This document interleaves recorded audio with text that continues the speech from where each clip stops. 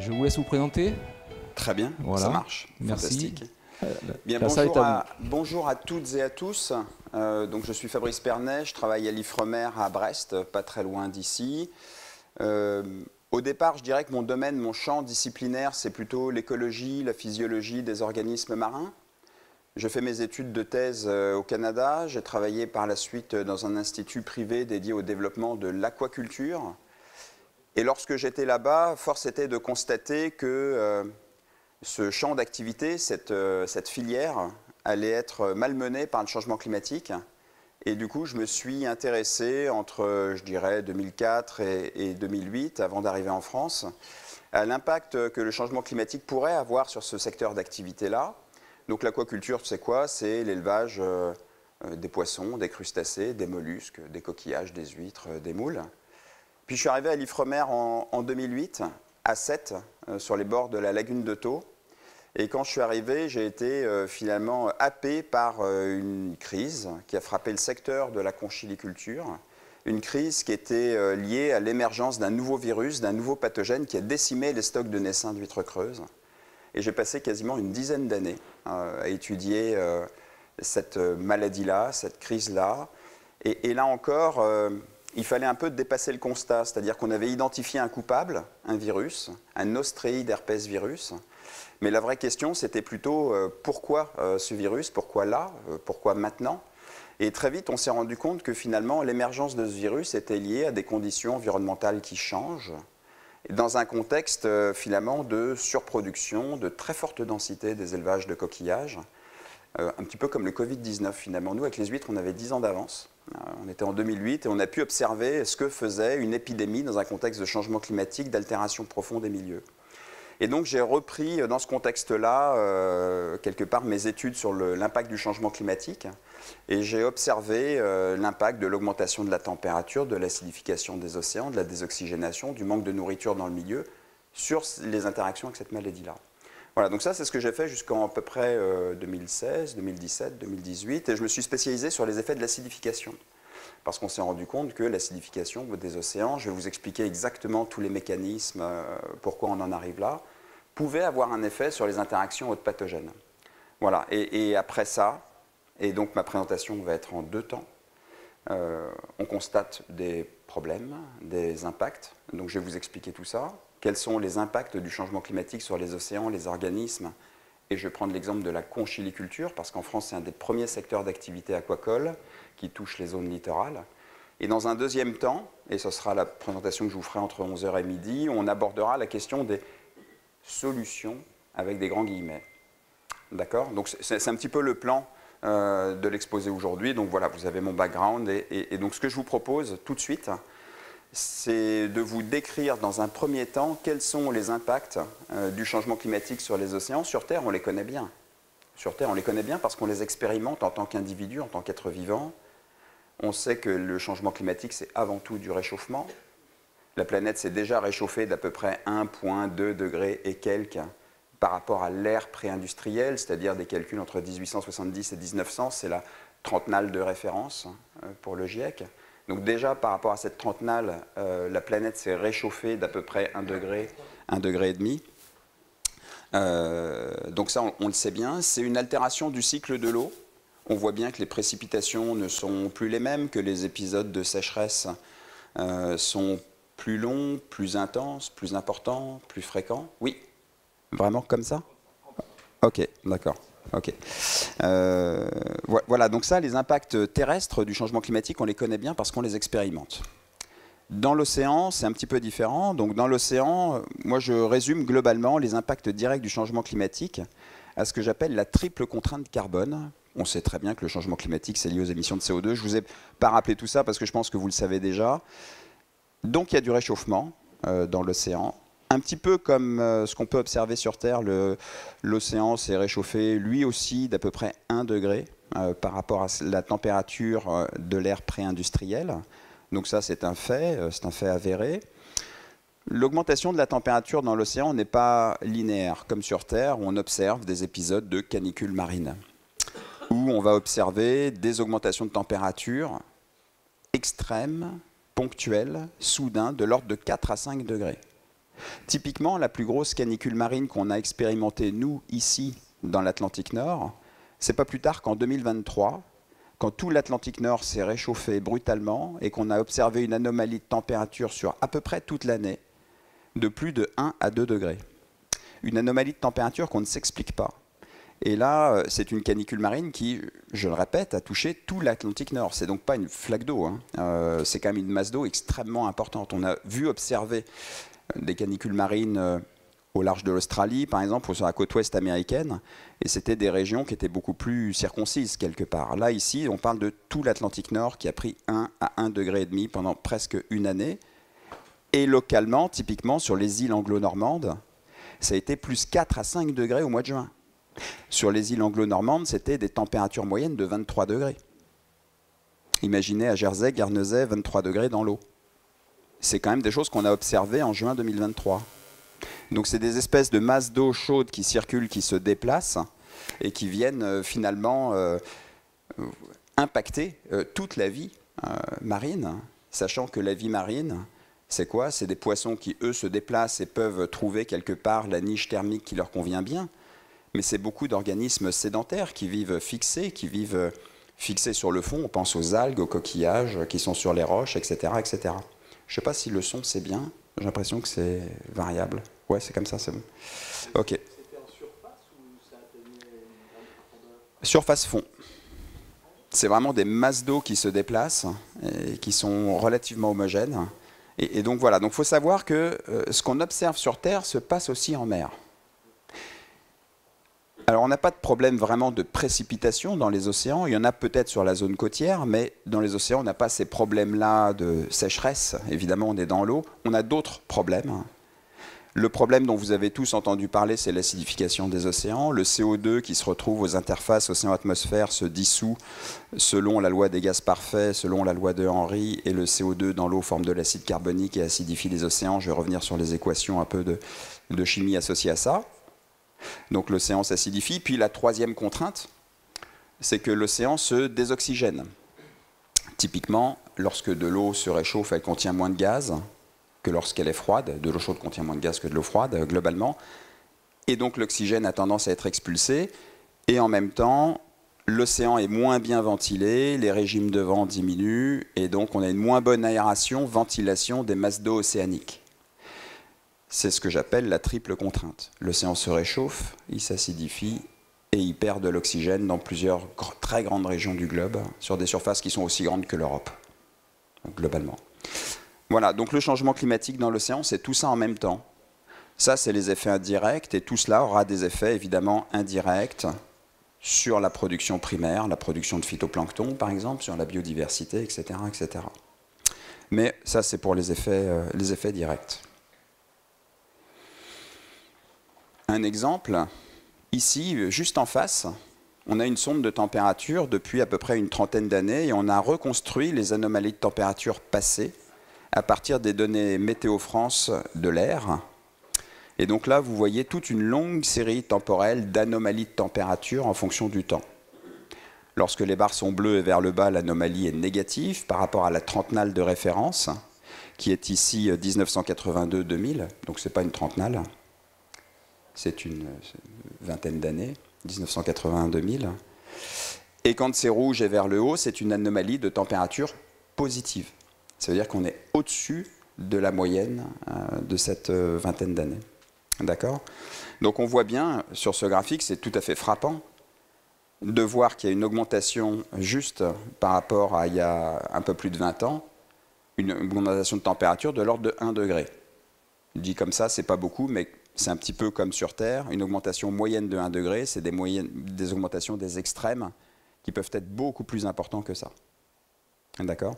Donc on voit bien que ça se réchauffe partout, pas plus loin que dans le fond de la rade de Brest, ça se réchauffe. Même si les gens ne l'expérimentent pas tous les jours, c'est une réalité, aussi réalité que le climat terrestre, sa température globalement augmente. Donc là, vous voyez vraiment un profil de l'évolution des anomalies de température. Et là, vous voyez ce qui s'est passé en 2023. Donc la ligne noire, c'est la moyenne de la vingtaine d'années de référence. Et quand on est au-dessus de cette ligne noire, ça veut dire qu'on est en anomalie positive. Et il y a un code couleur qui vous indique, en rouge, on est en état de canicule marine, et en rouge foncé, on est en état de canicule marine extrême. Et là, ce que vous voyez, c'est un petit peu une illustration de ce que je vous ai dit en préambule, à savoir que toute l'année en 2023, on était dans une situation de canicule marine. La manière dont on définit la canicule marine c'est un descripteur statistique, c'est par rapport au 90e percentile. Il faut que la température soit supérieure au 90e percentile des 20 années précédentes. C'est ça, globalement, la définition d'une canicule marine. C'est un peu différent de la canicule terrestre, où on prend en compte température jour, température nuit, le seuil des 20 degrés. On n'a pas les mêmes descripteurs, ce qui est tout à fait compréhensible. Donc on voit bien que l'océan se réchauffe et que localement, c'est quelque chose qui est tout à fait mesurable. Notre deuxième facteur important, le CO2 qui, à l'interface océan-atmosphère, se dissout dans l'eau et forme de l'acide carbonique, H2CO3. Comme tout acide, il va se dissocier pour libérer du bicarbonate, HCO3- et un proton. Et c'est finalement la libération de ce proton qui va faire baisser le pH, qui est vraiment le descripteur de l'acidité de l'eau. Donc le pH diminue, l'acidité augmente. Je fais juste quelques petits rappels comme ça. Et ce proton, comme il n'aime pas être forcément tout seul, il a tendance à s'associer au carbonate qui est présent dans l'eau, qui est libre, pour reformer du bicarbonate.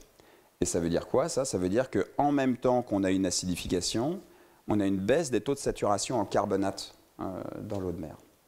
D'accord? Donc ça, c'est vraiment la réaction chimique des carbonates dans l'océan, telle qu'elle se passe aujourd'hui lorsqu'on a un excès de CO2 dans l'atmosphère.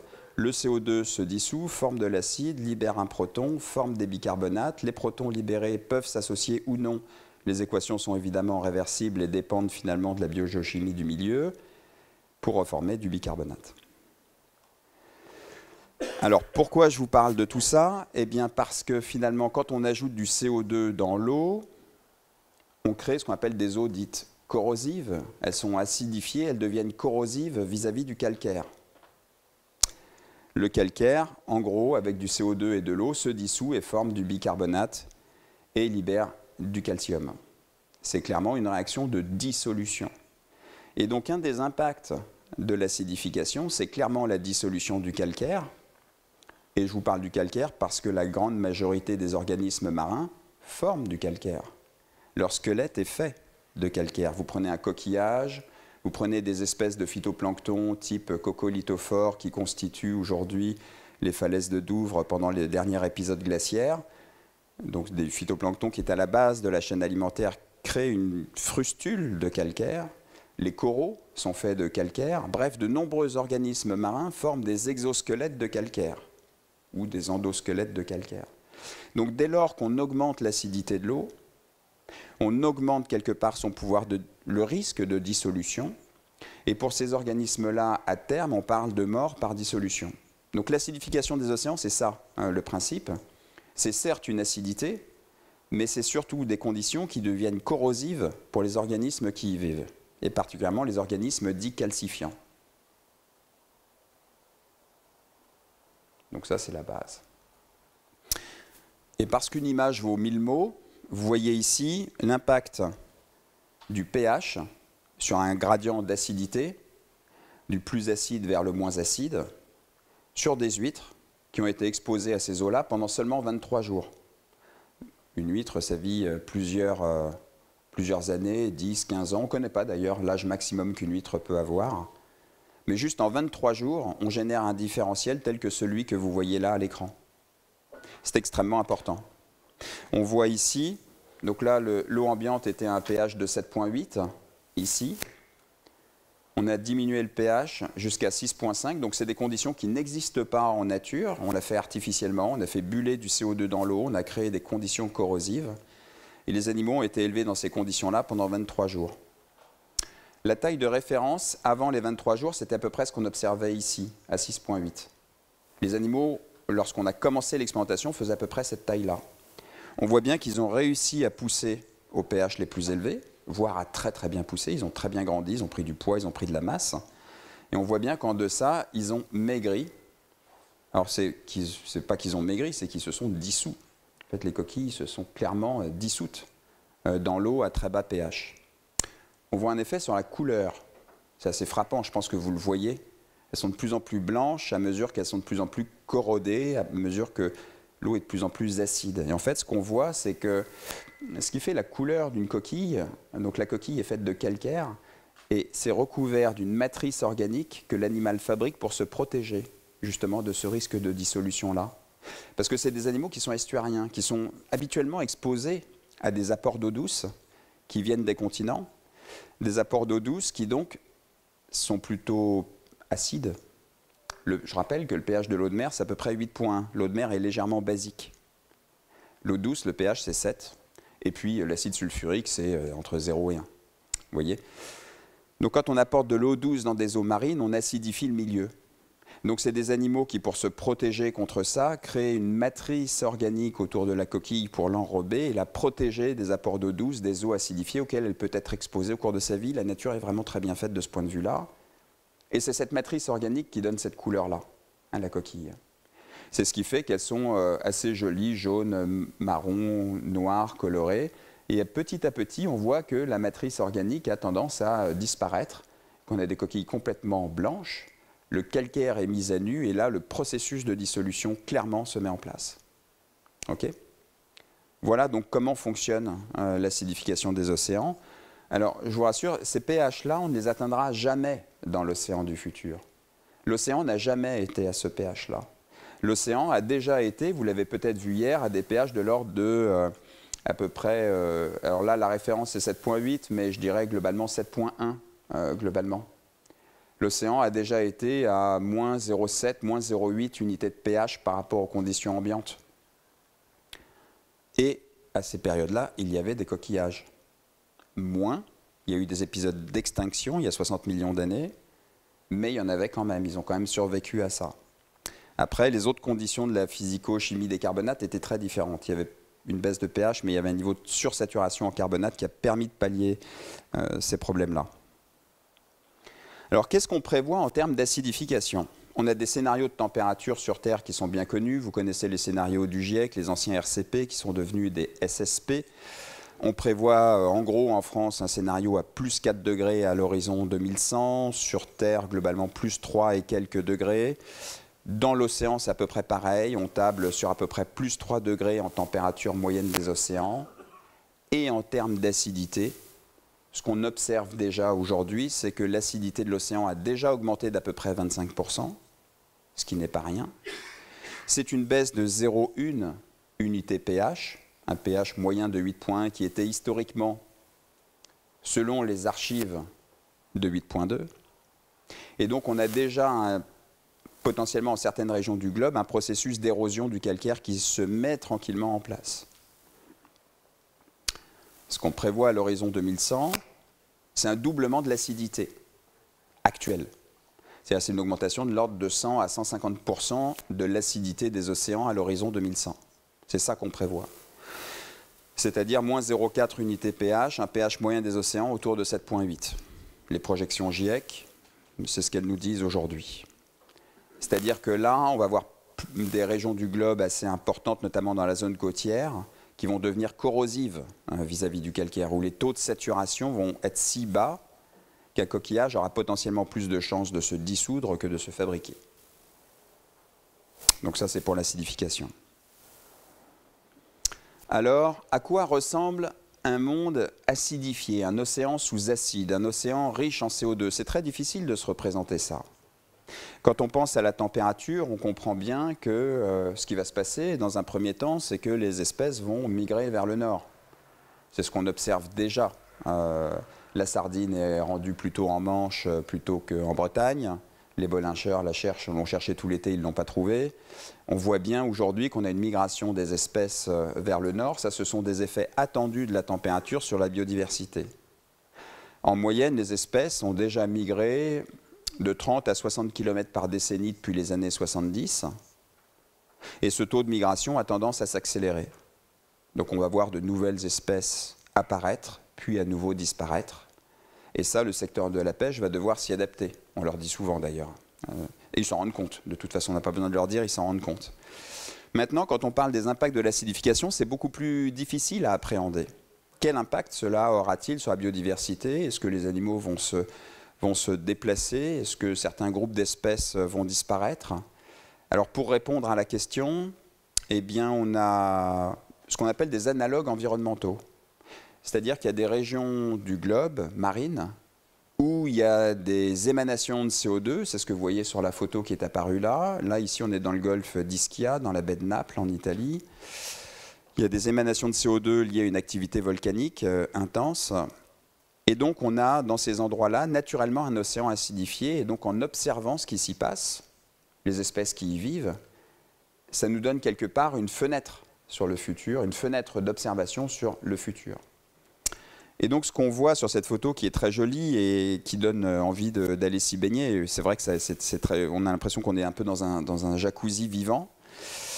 Donc c'est très joli comme ça de prime abord, mais c'est très pauvre. Il y a très peu de biodiversité. Le pH oscille dans cette région-là du globe, entre des valeurs qui peuvent être aussi hautes que 7,8 et diminuer jusqu'à autour de 6,9 et puis remonter. Selon qu'on est plus ou moins loin des émissions de CO2, la diversité biologique n'est pas du tout la même. Et donc ce qu'on observe dans les conditions ambiantes, vous voyez là ici c'est schématisé par les auteurs de la publication, c'est dans une acidité ambiante on retrouve beaucoup d'organismes calcifiants, comme vous voyez des oursins sont des organismes calcifiants, là, une espèce de coquille là, qui recouvre les oursins, c'est globalement fait de calcaire. On va retrouver des coquillages, des spongiaires avec des spicules calcaires, on va retrouver toute une biodiversité finalement qu'on retrouve en acidité ambiante. On a un petit peu moins d'oursins, on perd des calcifiants, on a une couverture d'algues un petit peu plus importante lorsque l'acidité est modérée. Et en cas d'acidité extrême, autour de pH de 7,2, 7,3, il n'y a plus du tout d'organismes calcifiants. Tous les spongiaires filtreurs à spicules ont disparu. Il reste globalement des algues plutôt vertes, filamenteuses. Même les algues brunes ont globalement de la difficulté à vivre dans ces milieux-là. Et donc globalement, ce qu'on observe dans des écosystèmes acidifiés sur la base de ces analogues environnementaux, c'est globalement une perte de biodiversité, une perte de richesse. Et plus important que cela, ce n'est pas juste des espèces qui disparaissent, c'est des fonctions. Parce que de nombreux organismes calcifiants sont des filtreurs. Ils filtrent l'eau, ils récupèrent les particules en suspension, ils clarifient l'eau. Et si ces organismes-là disparaissent, alors ce sera un impact sur la turbidité de l'eau, sur sa clarté, sur la capacité à la lumière de rentrer. Vous voyez que là, typiquement, on perd, dans les situations extrêmes, on a aussi moins d'algues, parce que potentiellement, il y a moins de lumière. La fonction de filtration n'est plus là. Moins de lumière, c'est moins d'algues, moins de production de primaire. Bref, c'est ce qu'on appelle des effondrements d'écosystèmes, ni plus ni moins. Voilà ce à quoi on peut s'attendre dans des cas où l'acidification devient extrême dans les écosystèmes. Alors on a voulu observer ça, on a mis en place un réseau d'observation de l'acidité, de l'acidification des océans au niveau du littoral français. On a déployé des capteurs qui mesurent le pH de l'eau de mer à haute fréquence. Et donc je ne vais pas vous détailler ces graphiques-là, mais on l'a fait sur plusieurs sites en France, en Manche, en Atlantique et puis dans la lagune de Thau en Méditerranée. Et vous voyez sur ces graphiques l'évolution du pH qui monte pendant le printemps, qui diminue après pendant l'été et l'hiver, qui remonte pendant le printemps, qui rediminue. Ici on est en rade de Brest, en baie de Vilaine, ici. J'ai mis quelques graphes d'exemples. À Arcachon ici, et puis dans la lagune de Thau, on a des fluctuations très importantes parce que c'est un écosystème très fermé, où il y a très peu de renouvellement des masses d'eau et on a très peu d'inertie globalement dans le système. Alors quand le pH monte, c'est bien simple, c'est qu'il y a un bloom de phytoplancton. Il y a des consommateurs primaires, il y a des algues qui consomment le CO2, donc l'acidité diminue, donc le pH augmente. Et puis ces organismes primaires-là, à la fin du printemps, début d'été, ils meurent, ils tombent dans le fond, ils se décomposent. Il y a relargage de CO2, le pH diminue, l'acidité augmente, et ainsi de suite, ainsi de suite. Donc on observe des cycles saisonniers plus ou moins prononcés selon les écosystèmes. Et ce qu'on observe, c'est déjà naturellement, à l'heure d'aujourd'hui, les flèches rouges indiquent ici des épisodes d'acidification extrême et ponctuelle. C'est déjà des choses qu'on observe aujourd'hui, à l'heure d'aujourd'hui, où les pH sont globalement assez bas, et à chaque fois qu'il y a une flèche rouge, c'est des moments où les eaux sont corrosives pour le calcaire. Ces épisodes-là, ils durent quelques jours par an. Pour le moment, ce n'est pas très important, ce n'est pas très grave. Ça peut arriver à des moments clés, certes, mais c'est que quelques jours par an. Ce qu'on observe également, c'est qu'un bassin comme Arcachon, qui est un bassin historique, producteur d'huîtres, où on pratique le captage des naissins, où les huîtres se reproduisent et vont fournir par la suite tous les bassins de France en jeunes huîtres qui vont être grossis sur les autres bassins de production, le pH est déjà bas. Globalement, il est au maximum autour de 8. Donc c'est un bassin qui est naturellement acidifié simplement par la nature de son bassin versant, qui est plutôt siliceux, avec des forêts landaises, avec des forêts de pins, et où les apports d'eau douce sont un peu plus acidifiés qu'ailleurs, comme par exemple le bassin de Thau, où là on a un bassin calcaire qui apporte donc du coup des carbonates dans le système et remonte le pH. Vous voyez un petit peu comment ça marche, donc c'est quelque chose d'assez dynamique. Et globalement, ici, donc le bassin d'Arcachon, c'est finalement le bassin de France qui est déjà naturellement le plus acidifié. Alors quand on dit ça, on s'est amusé à calculer le pourcentage de temps pendant lequel les eaux seront corrosives vis-à-vis du calcaire dans le bassin d'Arcachon, compte tenu des scénarios du GIEC à l'horizon 2050 et à l'horizon 2100. Puisqu'on a des données, on a juste à les extrapoler. On a fait juste un exercice d'extrapolation tout bête. Et ce qu'on observe, c'est qu'en 2050, dans un bassin comme Arcachon, qui est déjà naturellement acidifié, les eaux seront corrosives pour les coquillages à peu près 10% du temps. À l'horizon 2100, ce sera 50%. 50% du temps où finalement, quand vous mettez une coquille dans l'eau, elle a plus de chances de se dissoudre que de se fabriquer. Ça veut dire que pour un bassin qui pratique la conchiliculture, ce qu'on est en train de dire là, c'est qu'à brève échéance, il est condamné. On ne va pas fabriquer des coquilles dans un endroit où les eaux sont trop acides et où les eaux sont corrosives, évidemment. Alors, on a voulu répondre à cette question-là. À terme, parce que bien qu'on ait de nombreuses études sur l'acidification des océans, il y en a plusieurs milliers aujourd'hui sur les impacts. L'acidification, juste pour donner quelques repères chronologiques, c'est un terme qui a été introduit dans la littérature scientifique en 2003. Le réchauffement climatique, on sait ça depuis longtemps, depuis quasiment 2 siècles, que ça va arriver. Il y a eu le rapport Meadows en 1972, les limites de la croissance, qui ont bien montré ça aussi. L'acidification, c'est beaucoup plus récent, parce que le pH, c'est quelque chose qu'on mesure depuis assez peu de temps, et particulièrement le pH marin, il y a certains défis techniques liés à la mesure qui font que, finalement, le concept d'acidification des océans est arrivé en 2003. Et ne serait-ce qu'en 20 ans, on a déjà produit plus de plusieurs milliers de publications sur les impacts de l'acidification. Et malgré ces publications académiques de rang A, les questions que j'évoque sur l'écran là n'ont jamais été répondues. On ne sait pas quand ce paramètre-là deviendra majeur pour les filières de production. On ne sait pas quand est-ce que ça va commencer à frapper. On ne sait pas de combien, quel sera le poids de ce facteur-là par rapport aux autres facteurs de stress sur la production. Et on ne sait pas non plus quand est-ce que les seuils critiques seront atteints. Alors on a monté un projet de recherche pour tenter de répondre à cette question avec les acteurs de la filière. Et ce qu'on a fait, c'est qu'on a exposé des coquillages à un scénario du GIEC, le plus probable, celui qu'on appelle le SSP3, qui prévoit globalement une augmentation de 1 degré à l'horizon 2050, 2 à l'horizon 2075, 3 à l'horizon 2100, et une baisse de pH de 0,1, 0,2, 0,3 unités pH respectivement à ces différentes échéances. Donc on a exposé les coquillages à un scénario GIEC à 3 échéances, et on a comparé par rapport à aujourd'hui. Et ces coquillages-là ont été exposés pendant une génération et une deuxième génération. C'est-à-dire que c'est une expérimentation qui a duré 18 mois. Et quelque part, l'innovation de cette expérience que je vous présente là, c'est aussi d'avoir été menée en milieu naturel. On est au bord de la lagune de Thau. L'eau rentre dans un laboratoire mobile. La température est légèrement augmentée, légèrement acidifiée en fonction des différentes échéances, ou non traitée dans les conditions ambiantes. Et la nourriture est naturelle, les fluctuations de dioxygène sont naturelles. Bref, il n'y a rien d'ajouté, on est vraiment dans les conditions du milieu. L'eau est juste un petit peu travaillée, un petit peu traitée pour simuler ce qui va se passer dans le futur. Donc cette expérience est assez innovante de ce point de vue-là, et surtout elle se place dans le long terme. C'est ce qui nous a permis de répondre. Et ce que vous voyez sur ce graphique, c'est évidemment, c'est la survie. Donc on a exposé des moules et des huîtres, parce que dans la lagune de Thau, c'est ça que l'on élève, des moules et des huîtres, principalement.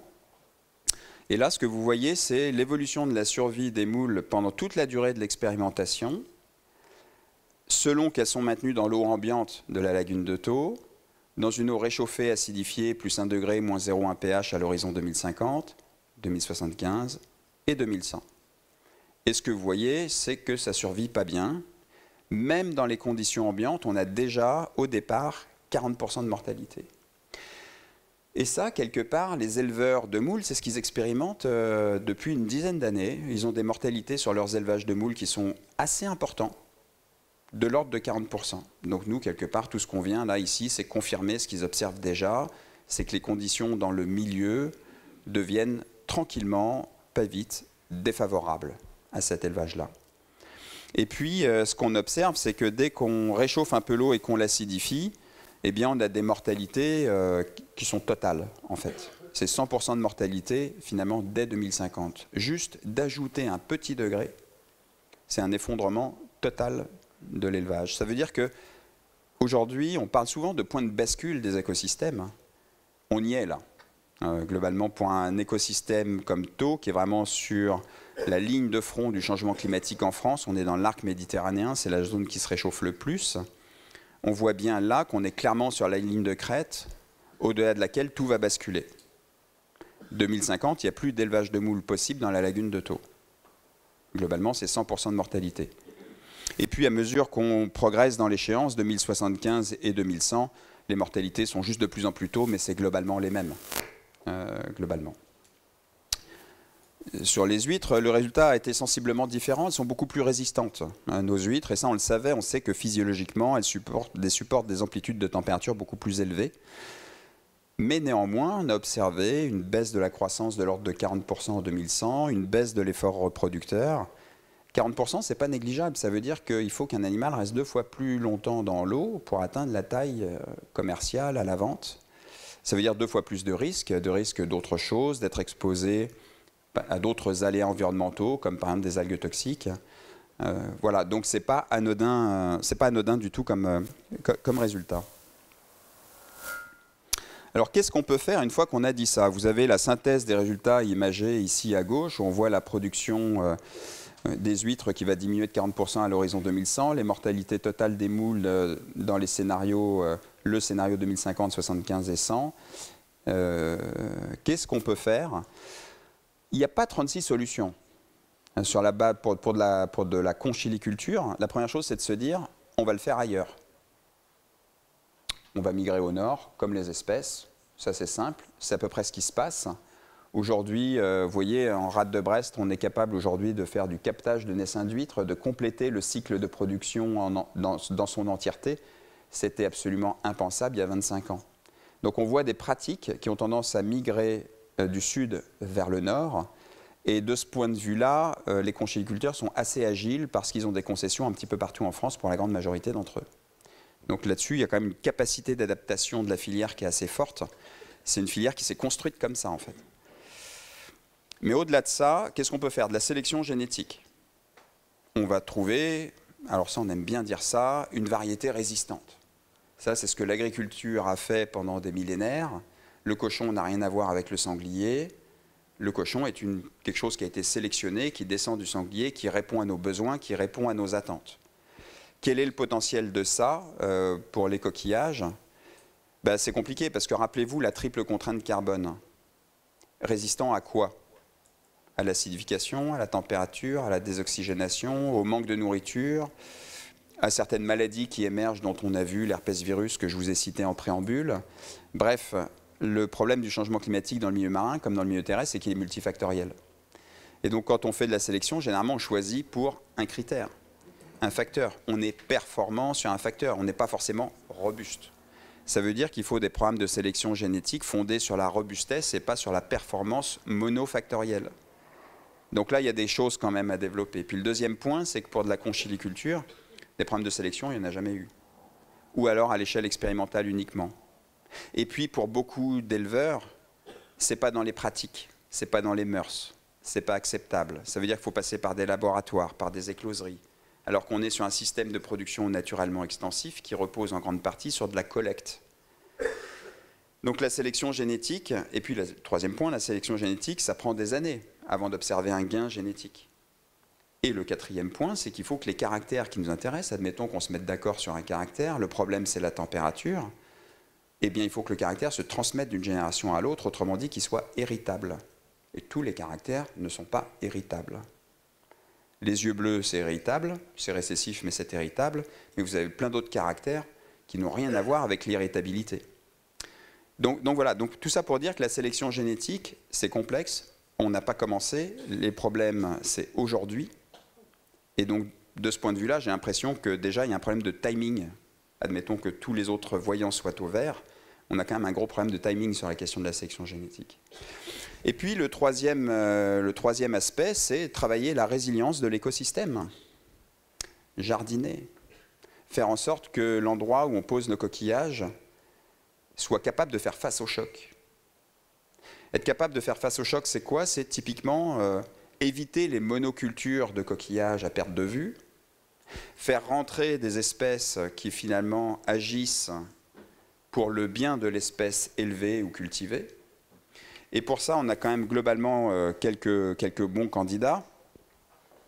Rappelez-vous la triple contrainte, carbone, la désoxygénation, l'acidification.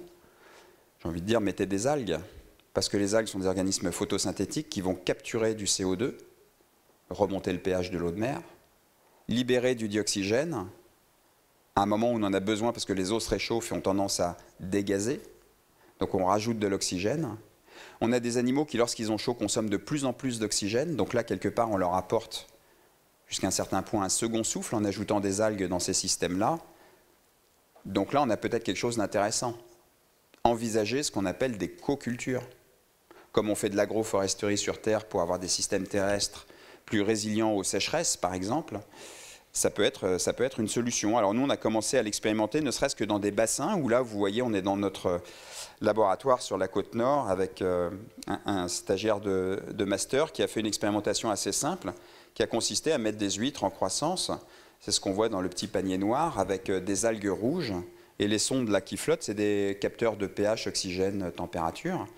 Et on compare ça avec pas d'algues ou des algues seules. Enfin voilà, on fait toutes sortes d'expérimentations de ce type-là. Et ce que l'on voit ici sur ce graphique qui est apparu, c'est l'évolution de la prise de poids des coquillages, selon qu'ils sont placés dans une eau acidifiée avec des algues, ou dans de l'eau ambiante. Et ce que l'on voit, c'est que les algues ont permis de compenser en partie les effets de l'acidification, parce que les algues ont consommé du CO2. Quand je dis en partie, ça a été compensé quasiment pour moitié. Alors pourquoi pour moitié? Parce qu'il fait nuit. La nuit, il fait nuit. La nuit, il n'y a pas de photosynthèse. La nuit, les algues arrêtent de travailler et de compenser les effets de l'acidification. Et du coup, les coquillages sont exposés à ce problème d'acidification. Ça veut dire que les algues, ce n'est pas la solution à tout, mais c'est un refuge temporaire contre l'acidification qui permet quand même, malgré tout, de faire le dos rond en attendant que ça aille mieux. Si un jour, ça va mieux. Vous voyez, donc ça, c'est le genre de solution qu'on expérimente. Alors, fort de cette expérience en bassin, on est en train d'expérimenter ça à grande échelle, par exemple dans la baie de Quiberon, pas très loin d'ici, où on a monté pour la première fois dans la baie de Quiberon des filières de coculture algues et coquillages, créer des rideaux d'algues qui finalement produisent de l'oxygène, consomment du CO2, pour créer localement, en aval de ces concessions, des conditions plus favorables pour l'élevage de coquillages. Voilà, donc ça vous montre un petit peu ce qu'on peut faire. Et puis, et je terminerai là-dessus, la dernière petite solution qu'on peut, quand on parle de travailler son environnement, de le cultiver, de le jardiner, d'améliorer les conditions, quand on élève des coquillages, on finit avec des coquilles. Les coquilles, c'est quoi? C'est du calcaire. Or, le calcaire, quand on le dissout dans l'eau, il consomme du CO2. La dissolution du calcaire dans l'eau consomme du CO2. CaCO3 plus CO2 plus H2O va donner 2 molécules de bicarbonate et une molécule de calcium. D'accord? C'est la réaction de fractionnation du calcaire dans l'eau. Et donc, si finalement les coquillages, au lieu de faire ce qu'on en fait aujourd'hui, les envoyer dans un incinérateur où ils vont émettre du CO2, c'est ça qui se passe aujourd'hui, c'est quand même hyper dommage, on les remettait à l'eau pour globalement consommer du CO2, l'équation serait quand même beaucoup plus favorable. Et donc on travaille aujourd'hui, notamment dans le bassin d'Arcachon, avec les filières professionnelles et même industrielles de retraitement des coquilles, pour essayer d'imaginer un système plus vertueux, circulaire, dans lequel on réensemence les coquilles là où elles ont été produites. C'est une forme de permaculture, de cercle vertueux finalement, hein, qui permettrait de restaurer au bassin de production leur alcalinité, qui est perdu. Il faut voir que quand on est sur le schéma rouge, on perd de l'alcalinité, on brûle de l'alcalinité, et on émet du CO2, donc c'est vraiment double peine. Alors que quand on est dans le circuit bleu, eh bien, globalement, on restaure l'alcalinité à l'océan. On rend à l'océan, quelque part, son pouvoir alcalin. Voilà, donc ça, c'est des petites solutions pour essayer de travailler, de s'adapter à des impacts du changement climatique. Là, on est bien dans la question de l'adaptation. Et ce que je vais vous proposer dans la deuxième partie, c'est de travailler sur l'océan comme potentiel outil de mitigation, d'atténuation, c'est le terme exact, d'atténuation du changement climatique. Voilà, donc ça c'était pour la première partie.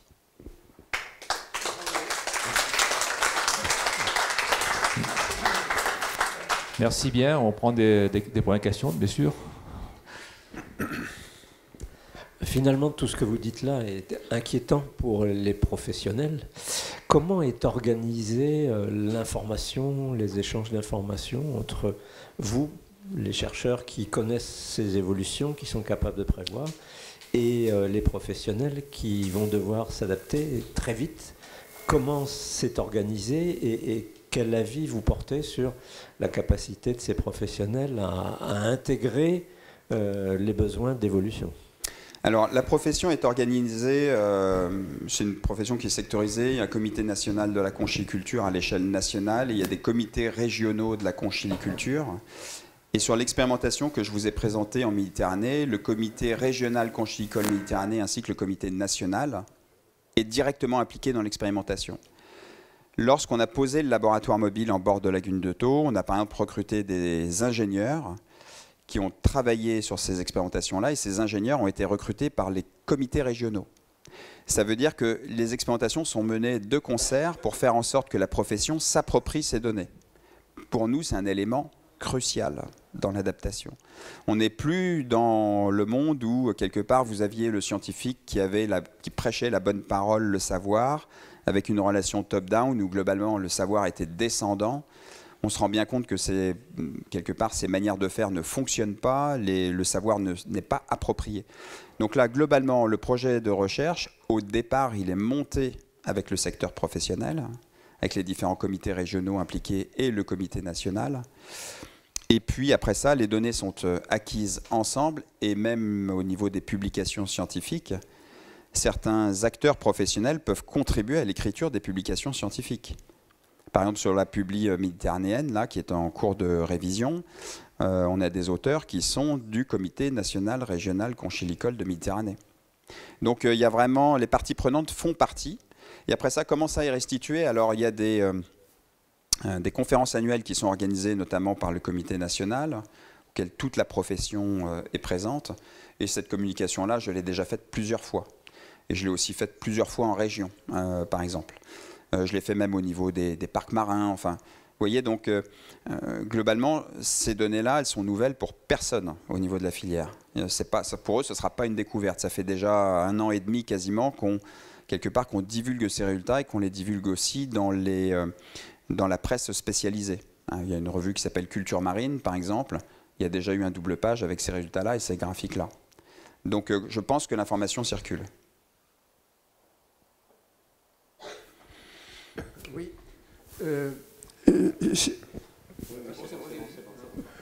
Oui. J'ai cru comprendre, si j'ai bien écouté, qu'il y avait des différences de composition de l'eau entre la côte et un peu plus loin. Est-ce que ça, c'est pas une solution? Parce que ce qui me donne cette idée, c'est que j'ai vu dans le Finistère espagnol, ils ne cultivent pas du tout les coquillages de la même manière que nous. Ils mettent des radeaux en pleine mer avec des cordes pendantes sur lesquelles s'accrochent les moules. Et puis pour les huîtres, c'est un peu plus compliqué. Et donc, est-ce que ça, ce ne serait pas une solution de cultiver à peut-être quelques kilomètres des côtes? Alors, c'est tout à fait une solution. D'ailleurs, j'ai oublié de l'évoquer, quand j'ai dit se déplacer vers le nord, j'ai omis se déplacer vers le large. Parce qu'au large, les eaux marines sont beaucoup plus tamponnées. Elles sont beaucoup moins variables. Vous vous rappelez les cycles de fluctuation que je vous ai montrés? On n'a pas de telles fluctuations au large. Et puis aussi au large, Les variations de température sont moins importantes. Les maximums atteints sont beaucoup plus bas parce que les masses d'eau sont plus importantes. La chaleur est absorbée. Donc typiquement en Méditerranée, une des solutions, et les mytiliculteurs ont commencé à faire exactement ce que vous dites, ils le faisaient d'ailleurs déjà par le passé, ils sont venus à l'intérieur de la lagune, et ils ont tendance à réinvestir les chantiers en mer. Donc il y a les huîtres de pleine mer, les moules de pleine mer, et globalement les lagunes semi-fermées dans lesquelles on a un peu tendance aujourd'hui à étouffer, globalement trouvent moins repreneurs aujourd'hui. Donc oui, c'est clairement une solution parce que les eaux sont plus tamponnées, les maxima sont globalement plus bas, et donc il y a des vraies velléités là de partir offshore, comme on dit. C'est tout à fait juste. J'ai un point sur l'adaptation génétique. Bon, tu as dit qu'effectivement, une adaptation génétique prenait du temps avec la sélection naturelle. J'ai lu récemment un excellent livre d'un collègue du CNRS, François Farcy, qui explique qu'un des problèmes qu'on a, c'est qu'effectivement, cette adaptation génétique est relativement lente, mais qu'on peut la changer profondément en utilisant des techniques de génie génétique, oui, genre CRISP, et qu'effectivement, la libération, disons, de l'utilisation du CRISP, qui est vraiment un problème, je dirais, politique, amènerait énormément de choses pour les progrès sur les espèces et sur les adaptations. Et j'ai l'impression que le problème, c'est que beaucoup de gens, par exemple de la biologie, sont extrêmement bloqués sur ce problème-là. Est-ce que j'ai tort ? Alors la recherche sur CRISPR-Cas avance. Elle n'est pas au point sur les coquillages, elle n'est pas au point sur les mollusques. Donc ça, il y a quand même des travaux à faire vraiment de biologie moléculaire sur ce sujet-là. Et en effet, si on veut vraiment s'adapter, les OGM sont potentiellement une solution, parce que c'est un OGM dont on parle. Alors, c'est pas classé comme... Tout dépend de ce que vous introduisez, finalement, comme gène dedans. C'est vrai. Ouais. L'OGM, c'est le fait d'ajouter un gène d'une espèce autre que celle des par exemple des huîtres ou des moules. C'est à l'intérieur des huîtres. Vous sélectionnez oui. Donc, ça n'est pas proprement parlé des OGM. C'est vraiment quelque chose... Mais en tout cas, c'est perçu comme tel. Oui, c'est perçu comme ouais. tel, mais vous êtes chargé de dire que c'est faux. Que c'est pas un OGM. Que c'est pas un OGM. Non, mais donc d'accord, c'est pas un OGM, mais encore que c'est comme moi, ce que je veux dire, c'est que les OGM sont vus comme une partie de la solution pour faire face aux problèmes. Et la question, là encore, c'est du coup, c'est un débat de société qu'il faut avoir, parce que quelque part, vous modifiez les espèces. Et est-ce que c'est réellement souhaitable aujourd'hui de créer des moules qui vivent à 35 degrés quand elles en sont naturellement incapables? Il y a un vrai débat de société à avoir. Moi, je n'ai pas la réponse aujourd'hui. Mais est-ce que c'est quelque chose de souhaitable, ou est-ce qu'il ne vaut mieux pas envisager d'autres options, voire d'autres espèces à élever, plutôt que de faire ça? En tout cas, toujours est-il que sur CRISPR-Cas, qui est l'innovation dont vous parlez spécifiquement, elle n'est aujourd'hui pas au point sur les coquillages, elle n'existe pas. Elle n'est pas prête de se... Et je pense, honnêtement, compte tenu de la profession, la manière dont elle est constituée, de son historique, de sa pratique, ce sera quelque chose qui sera potentiellement jamais accepté. En tout cas, pas d'ici 20 ans. Or là, on parle d'échéances à terme très court. Et comme je vous dis, l'histoire de cette filière, qui est une filière qui repose globalement sur de la collecte naturelle et un système extensif, et les gens sont allés dans cette filière pour ça, je ne crois pas qu'ils accepteront demain. On a déjà typiquement la mytiliculture, il n'y a même pas d'écloserie en mytiliculture, il y en a en ostréiculture, mais pas en mytiliculture.